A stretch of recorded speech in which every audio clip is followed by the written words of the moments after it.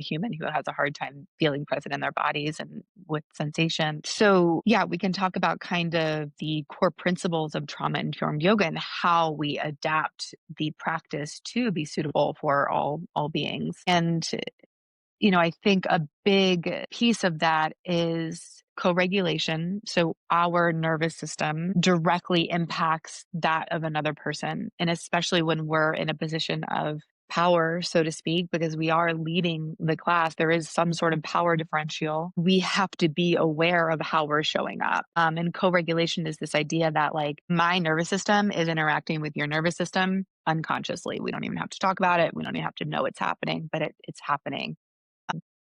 It's just like the experience of, like, going into a room and someone's angry and you can feel it right away, and you're like, "Oh god, like, something doesn't feel right." There's tension in the air, right? That's our nervous systems interacting with one another. So, just like you go into a yoga class and perhaps the teacher is you know, feeling really anxious that day or unsettled. And you can feel that energy. You can feel that unsettledness. Even if you can't name it, someone might be able to attune to that. And the thing about folks who've experienced trauma is their nervous systems are even higher attuned to other people's shifts in their nervous system.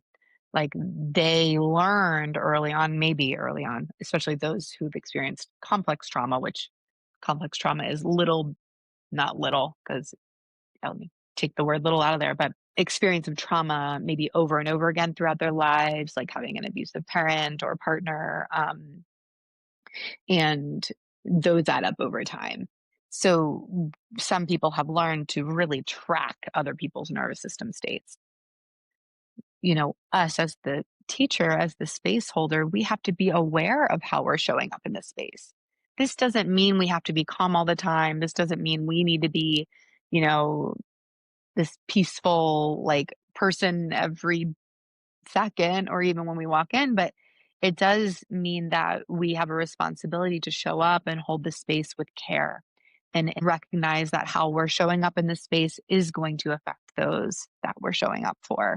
So it's really important for us as space holders, as teachers or therapists to tend to our boundaries, tend to our energy, tend to our nervous system so that we can show up and be that support and that, anchor for folks who are showing up to take yoga with us. So that's a really big piece of it. Another big piece of it is to remind our students, our participants, our clients of their agency and choice.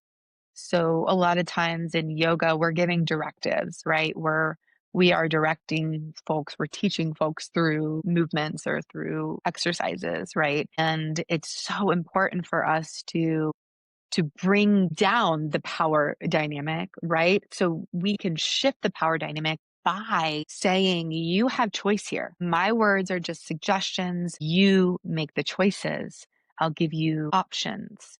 I'll give you tools, and you try on some of these things if you want to and see what fits. And if it doesn't, that's okay too.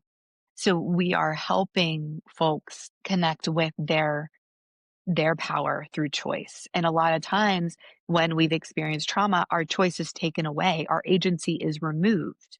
So, in offering that back, reminding them that they have that, they are helping to build that capacity for choice and agency, and they're helping to reestablish that within their own beings, right? Within their own selves. So, that's a big part of adapting the yoga practice to suit folks with trauma.